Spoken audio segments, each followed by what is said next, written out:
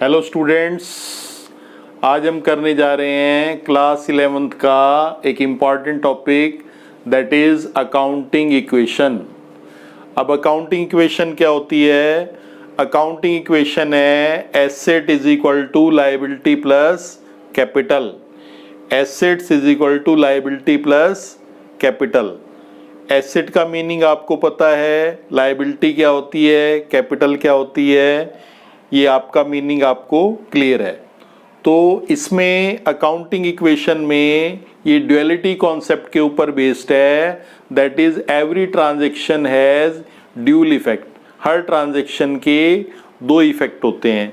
जैसे देखें, जैसे हमने परचेज की गुड्स, अगर हम गुड्स खरीदेंगे तो गुड्स हमारी इंक्रीज हो जाएंगी और कैश हमारा रिड्यूस हो जाएगा। तो इस ट्रांजैक्शन का दो जगह इफेक्ट पड़ रहा है। इसी तरह अगर हम गुड्स को सेल करेंगे तब भी वो दो जगह इफेक्ट पड़ेगा। Goods is going out and cash is coming. तो अकाउंटिंग इक्वेशन का जो चैप्टर है वो एक बड़ा इंपॉर्टेंट चैप्टर है और इसके अंदर सबसे पहले हमें अकाउंटिंग इक्वेशन के जो बेसिक रूल्स हैं वो स्ट्रॉन्ग होने चाहिए। तो अकाउंटिंग इक्वेशन की जो मेरी लास्ट वीडियो है उसके अंदर हमने सारे जो रूल्स हैं वो अच्छे से डिटेल में समझाए गए। तो बेसिक पर्पस इस वीडियो बनाने का ये है कि आपकी अकाउंटिंग कॉन्सेप्ट्स जो हैं वो कैसे स्ट्रॉन्ग हों और किस तरह से हम अकाउंट्स को बहुत इजी वे के अंदर समझ सकें। तो आइए आज हम स्टार्ट करते हैं अकाउंटिंग इक्वेशन। उसका एक बेसिक क्वेश्चन करते हैं कि किस तरह से हम अकाउंटिंग इक्वेशन करेंगे।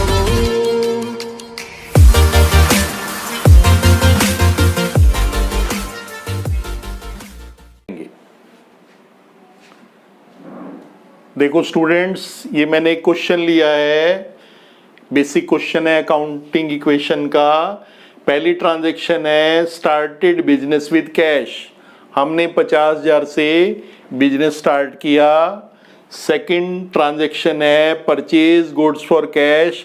हमने 20,000 की गुड्स खरीदी कैश। फिर परचेज गुड्स ऑन क्रेडिट, 15,000 की हमने गुड्स जो है वो उधार खरीदी। Sold goods costing 10,000 for 12,000। 10,000 वाला माल हमने 14,000 का सेल किया। फिर है रेंट पे किया हमने 5,000 और विड्रॉन फ्रॉम बिजनेस 7,000। तो ये हमने एक बेसिक क्वेश्चन लिया है। अब हम इसका सॉल्यूशन करेंगे और पहले आप जो है इस क्वेश्चन का एक स्क्रीनशॉट ले लें और अब मैं इसको सॉल्व करता हूं।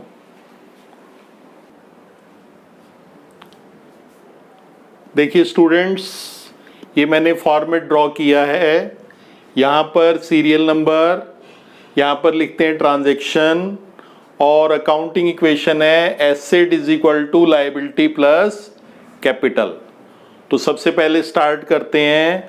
तो पहली हमारी ट्रांजैक्शन थी स्टार्टेड बिजनेस विद कैश 50,000।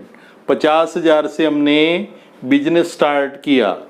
तो 50,000 से बिजनेस स्टार्ट किया। यहाँ पर आपने ट्रांजैक्शन लिखनी है स्टार्टेड बिजनेस विद कैश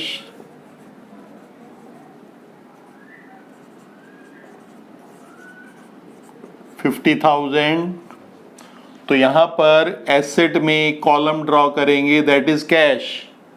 तो कैश में हम लिख देंगे 50,000 रुपये बिजनेस में आए and that is our capital.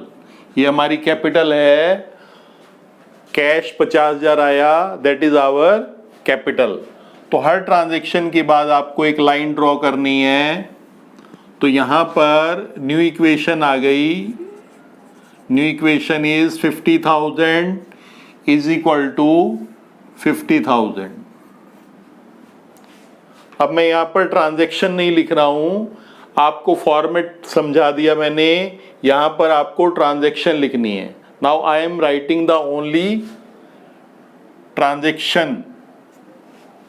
You have to write transaction here. Second transaction is purchase goods for cash. 20,000 का हमने माल कैश खरीदा, तो 20,000 का अगर हमने स्टॉक खरीदा तो देखिए क्या इफेक्ट पड़ेगा। अगर हम स्टॉक खरीदेंगे तो क्या इफेक्ट पड़ेगा, stock is coming and cash is going out. Stock आ रहा है और कैश जा रहा है, तो यहां पर एक टर्म क्रिएट करेंगे दैट इज स्टॉक। तो हमारे पास स्टॉक आ गया, तो स्टॉक में हम ऐड कर देंगे 20,000 and cash is going out. ये जो ब्रैकेट मैंने लगाया इट इंडिकेट नेगेटिव साइन, या आप माइनस भी लिख सकते हैं, नहीं तो ऐसे ब्रैकेट भी लगा सकते हैं। तो न्यू इक्वेशन हो जाएगी आफ्टर दिस ट्रांजैक्शन, तो new equation is 30,000 plus 20,000 is equal to, अभी लायबिलिटी कुछ नहीं है, प्लस कैपिटल इज 50,000। तो 50,000 इज इक्वल टू 50,000। हर स्टेज के बाद अकाउंटिंग इक्वेशन हमारी टैली करेगी। Now coming to third transaction. Third transaction is purchased goods on credit. 15,000 का हमने स्टॉक खरीदा लेकिन वो उधार है। अब देखो क्या होगा, 15,000 का स्टॉक खरीदा तो इसका मतलब स्टॉक तो आ रहा है, तो स्टॉक में यहां पर ऐड कर देंगे, लेकिन अब कैश नहीं जा रहा क्योंकि ये क्रेडिट खरीदा है। तो एक टर्म क्रिएट हो जाएगी लायबिलिटी में दैट इज क्रेडिटर। तो क्रेडिटर में 15,000 हम ऐड कर देंगे। तो इस तरह से अब नई ट्रांजैक्शन हमारी बन जाएगी, नई ट्रांजैक्शन हमारी बन जाएगी 30,000 plus 35,000 is equal to 15,000 plus 50,000, 65,000, 65,000। हर स्टेज के बाद आपकी अकाउंटिंग इक्वेशन टैली करेगी। Now coming to transaction number 4, sold goods costing 10,000 for 14,000। हमने 10,000 वाला माल 14,000 का सेल कर दिया। तो अब देखिए क्या इफेक्ट पड़ेगा, हमारे पास से स्टॉक कितना जा रहा है 10,000, कितने पैसे आ रहे हैं 14,000, तो 14,000 यहां पर ऐड कर देंगे। 10,000 का स्टॉक चला गया, पैसा हमारे पास आ गया 14,000, तो इस ट्रांजैक्शन से हमें कितना बेनिफिट हुआ 4,000। तो बेनिफिट अगर होगा तो उससे हमारी कैपिटल क्या हो जाएगी, इंक्रीज हो जाएगी। अगर बेनिफिट होगा तो कैपिटल इंक्रीज होगी, और अगर कोई नुकसान होगा तो कैपिटल रिड्यूस होगी। तो अब इसके बाद नई इक्वेशन बन जाएगी आफ्टर दिस ट्रांजैक्शन। तो new equation is 44,000 plus 25,000 is equal to 15,000 plus 54,000। Tally करेगी इसके बाद भी। Now coming to transaction number 5 that is rent paid. हमने रेंट पे किया 5,000 रुपये। तो रेंट पे करने से क्या होगा, कैश जा रहा है, तो कैश में हम 5,000 को रिड्यूस करेंगे। और क्योंकि रेंट क्या है हमारा एक तरह का नुकसान है, खर्चा है, तो वो हमारी कैपिटल को रिड्यूस करेगा। तो कोई भी एक्सपेंस होगा अगर हमने पे किया तो कैश में से माइनस करना है और कैपिटल में से माइनस करना है।